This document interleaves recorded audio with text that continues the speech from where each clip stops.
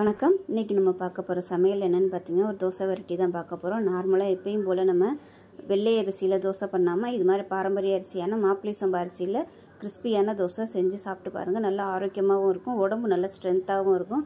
So வாங்க அந்த அருமையான மாப்பிள்ளை சம்பா அரிசி தோசை எப்படி செய்யலாங்கிறத பார்க்கலாம். மாப்பிள்ளை சம்பா அரிசியில் தோசை செய்ய போகிறோம். இன்றைக்கி நான் எடுத்துருக்க அளவு பார்த்திங்கன்னா ஒரு 2லேருந்து 3 பேர் சாப்பிட்லாம். ஏதாவது ஒரு மெஷரிங் கப்பில் எடுத்துக்கோங்க. நான் வந்து இந்த டம்ளரில் எடுத்துருக்கேன்.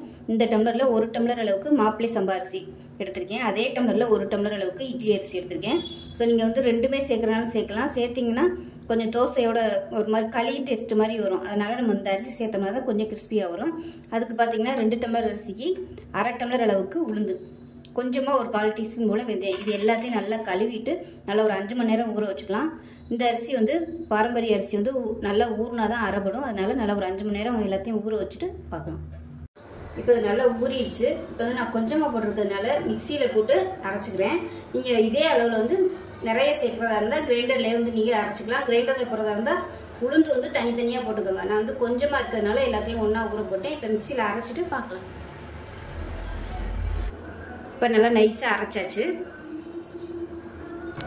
இப்போ மிக்சியில் இருந்து அலசிட்டு அந்த தண்ணியை சேர்த்துக்கிறேன். இப்போ அதில் தேவையான அளவுக்கு உப்பு சேர்த்துக்கலாம். ஒரு 1/4 டீஸ்பூன் போல் உப்பு சேர்த்துக்கலாம். உப்பு சேர்த்துட்டு இது கை வச்சு நல்லா கரைச்சி எடுத்துக்கலாம். மிக்சியில் போடுறதுனால மாவு வந்து நல்லா சூடாக இருக்கும். ஒருவேளை நீங்கள் வந்து கொஞ்சமாக போடுறீங்க, மிக்சியில் தான் அரைக்கணும் அப்படின்னு நினச்சிங்கன்னா அந்த அரிசி உளுந்து எல்லாத்தையுமே வந்து நீங்கள் ஃப்ரிட்ஜில் வச்சுருங்க. ஃப்ரிட்ஜில் வந்து வச்சிட்டிங்கன்னா அது ஊறிட்டே இருக்கும். நம்ம மிக்சியில் போடையில் சூடாகாது, நல்லா ஜில்லுனே இருக்கும். அப்படி இல்லைன்னா நீங்கள் ஐஸ் க்யூப் சேர்த்துக்கலாம், இல்லை ஐஸ் தண்ணி கூட சேர்த்துக்கலாம். நல்லா கரைச்சாச்சு. இப்போ இது வந்து நல்லா ஒரு 7லேருந்து 8 மணி நேரம் புளிக்கட்டும். புளிச்சதுக்கப்புறம் பார்க்கலாம். அப்புறம் மிக்சி ஜார் எடுத்துக்கலாம். அதில் ஒரு 1/2 மூடி துருவின தேங்காய் வந்து சேர்த்துக்கலாம். அதில் இப்போ அதில் மெஷரிங் கப்பில் 1/2 கப் அளவுக்கு பொட்டுக்கடலை சேர்த்துக்கலாம்.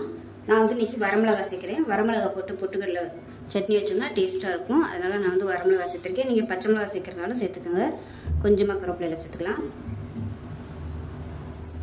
இதில் தேவையான அளவுக்கு உப்பு சேர்த்துக்கலாம். கொஞ்சமாக புளி சேர்த்துக்கலாம். சின்ன சுண்டைக்காய் சைஸுக்கு புளி சேர்த்துக்கலாம்.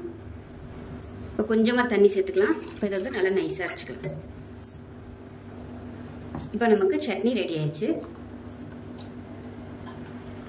இப்போ எப்பயும் போல் கடுகு, கருவேப்பிலை, பெருங்காயம் போட்டு தாளிச்சிருக்கேன், சேர்த்துக்கலாம். உங்களுக்கு தாளிக்கிறதுக்கு என்னென்ன ஃப்ளேவர் பிடிக்குமோ நீங்கள் எல்லாமே சேர்த்துக்கலாம். அவ்வளோதான், நல்லா கலந்துக்கலாம்.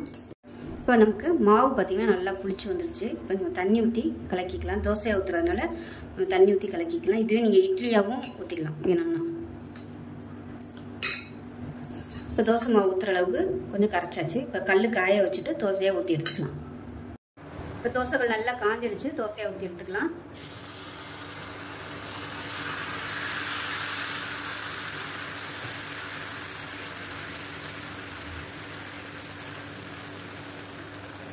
நார்மல் தோசை மாதிரியே ஊற்றிக்கலாம்.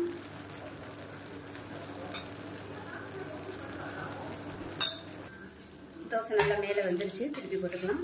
வேணும்னா திருப்பி போட்டுக்கலாம், இல்லைன்னா நீங்கள் அப்படியே கூட எடுத்துக்கலாம். இப்போ நமக்கு அருமையான மாப்பிள்ளை சம்பா தோசை ரெடி ஆயிடுச்சு.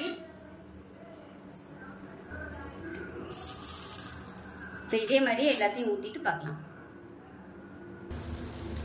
இப்போ நமக்கு அருமையான மாப்பிள்ளை சம்பா தோசையும் சட்னி ரெடி ஆயிடுச்சு. நான் வந்து இதுக்கு சிம்பிளான இந்த தேங்காய் சட்னி வச்சுருக்கேன். உங்களுக்கு எது விருப்பமோ நீங்கள் சாம்பார், கார சட்னி, தக்காளி சட்னி எதுனாலும் வச்சு சாப்பிடலாம். ரொம்பவே டேஸ்ட்டாக இருக்கும். நார்மல் தோசை மாதிரி தான் இருக்கும். ஸோ செஞ்சு பாருங்கள். சுகர் பேஷண்ட்டாக இருக்கிறவங்களுக்கு ரொம்ப ஒரு அருமையான ரெசிபி. செஞ்சு பார்த்துட்டு எப்படி வந்துச்சுங்கிறத சொல்லுங்கள். வீடியோ பிடிச்சுன்னா லைக் பண்ணுங்கள், கமெண்ட் பண்ணுங்கள், சேனலை சப்ஸ்கிரைப் பண்ணுங்கள், பக்கத்தில் உள்ள பெல் பட்டனையும் ப்ரெஸ் பண்ணுங்கள். நன்றி.